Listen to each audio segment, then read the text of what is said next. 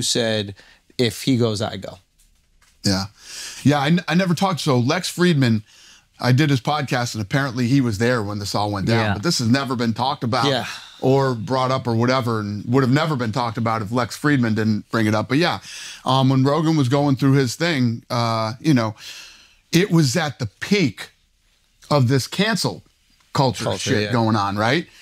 Well, one of these artists ended up going through Joe Rogan's past, and it turns out that like 11 years ago, Joe Rogan would use the N-word on his podcast. Now, he didn't use it in a racist way. He'd basically say the N-word when going over a story where someone else had said the N-word. You know, the thing. Yeah, saying the word. You've already said is just like saying. She's calling you. It's like this boy that he's but starts calling them bird.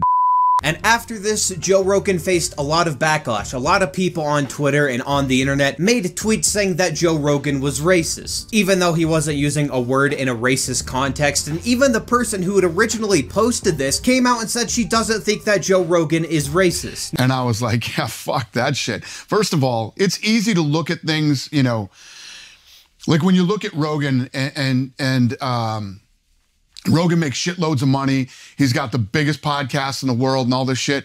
But back in the day, so when we bought the UFC was based in New York.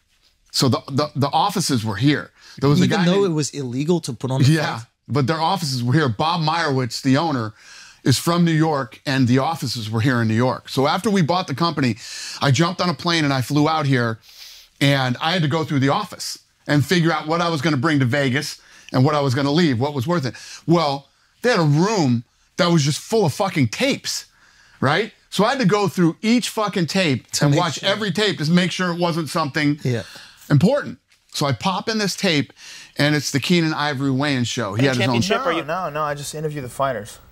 And that's something you do regularly? Because you're a fighter yourself, aren't you? Well, I was, you know, at one point in time. Now I'm just a participant in the, you know, just interview the dudes. Right. It's fun, man. It's a freak show. It's wild. It's great. Because Ultimate Fighting, explain this to people that don't know. Ultimate Fighting, you can do whatever you want. There's not anymore. No, it's not exactly that way. What Ultimate Fighting is it's in a cage. It's in an octagon. And it's like a combination of boxing and wrestling. The minute you say it's in a cage, you lose people's respect. But why? That way you can't get away. That's the whole purpose of it. Okay, all right. It's just, it's like, they're great athletes. I mean, they have like Olympic gold medalists and world jiu-jitsu champions and boxers, and it's all just like a combination of, martial arts has always been like, you know, like there's always been questions in the martial arts, like what if a karate guy fought a judo guy, and what the Ultimate Fighting Championship did is say, let's find out, and they threw them all together. It's great. You know? So it gets pretty intense. I mean, yeah, it's pretty amazing. You know, I'm like a stimulation freak. You know, I love like driving fast and watching crazy stuff and just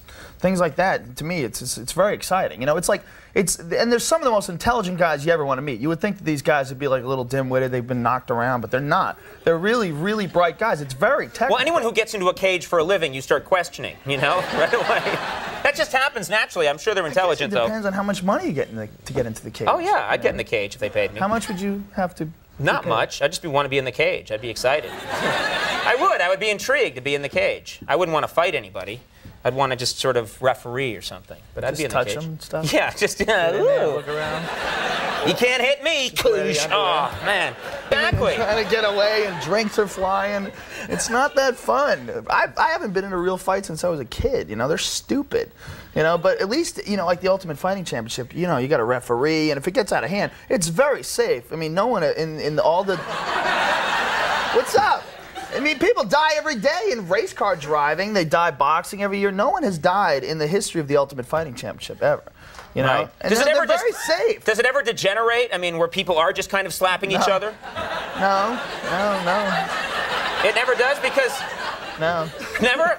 No. All right, because I would just think when you can use so many different styles, you can box, you can do jiu-jitsu. It's tough to do that slapping while a dude is choking you into unconsciousness. You tend to lose the... That's right, you're allowed to choke. You're allowed to choke in this sport. Well, you're not allowed to like grab like this. You choke with like technique. Like there's like jiu-jitsu techniques. Seriously. I think of just choking as cartoon. You can't really just, it's easy to stop a guy from choking you like that. It's but if someone gets behind you and they put you in some kind of thing where you gradually go to sleep. Right. But it's safer because if you're in like a lot of trouble, you can tap out. What's called you submit. Like if you get in a lot of trouble, you just tap and the referee stops it immediately. But I would pass out before I could get my hand up to tap out. Would be the problem.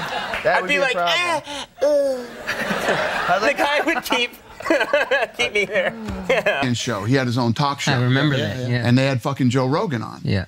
And Keenan Ivory Wayne says to him, "You're into this this ultimate fighting stuff, huh?" And Rogan starts going fucking off on the UFC, Maurice Smith, and what he would do to all these action stars and all this stuff.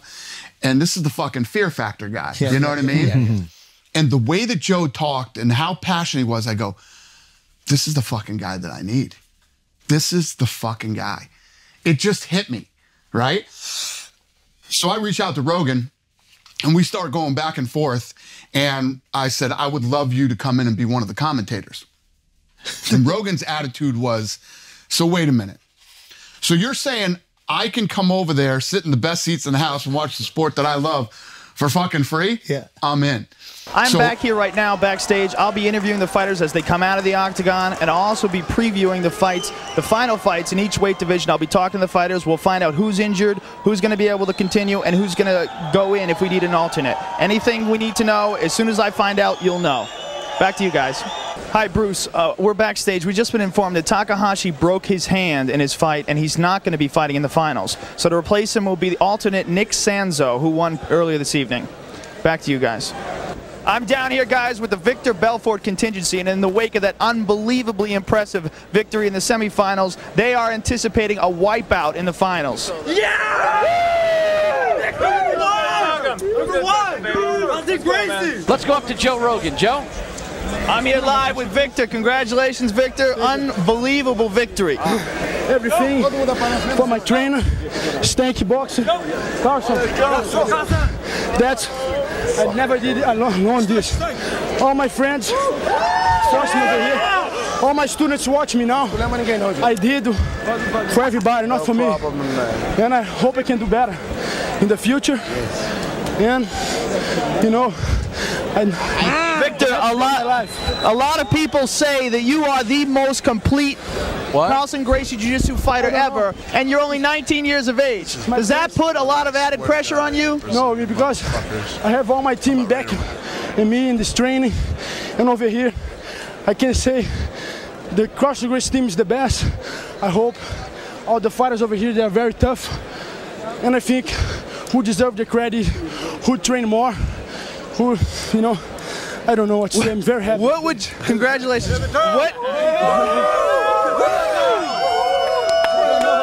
What do you look for in your future with the UFC? What would you like to do next? I would like to, you know, to fight. All my life is fighting. And I hope I can fight with the champion, with a champion again, because the best fighters right now is over here in UFC. You know, today we're gonna have a super fight. The two the best is Coleman and Severn. And you know, I'm gonna be ready for whatever Carlson wants me to fight. And you know, my training is tanky, my stretch. Carlson. Stacy. And you know, the chiropractors over here.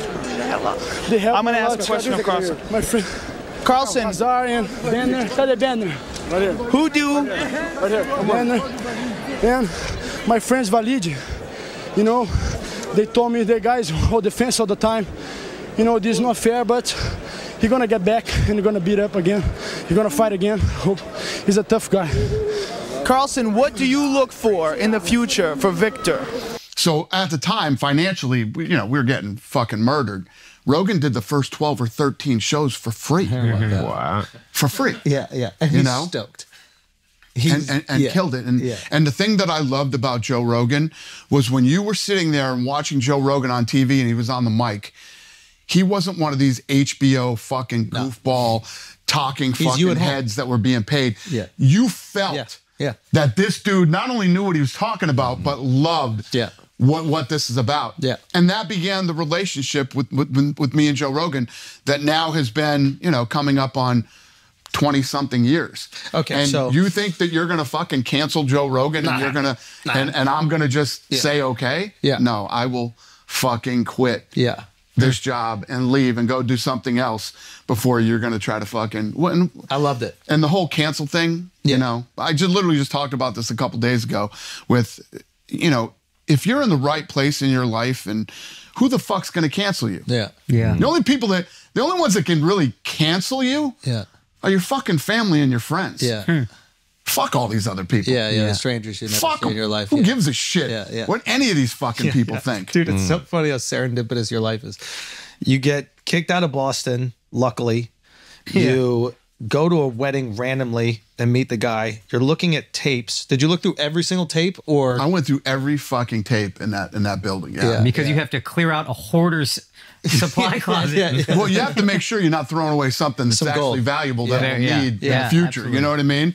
Okay. But I had to determine what we were going to keep and what we weren't going to keep. Did you get anything else out of those tapes, or I mean, it's all worth it if you got Joe. But I mean, else? if you look at what became of Joe Rogan, and how important he is to the sport, Huge. without a doubt, the most Yeah. valuable tape Yeah. that I watched that day. Absolutely.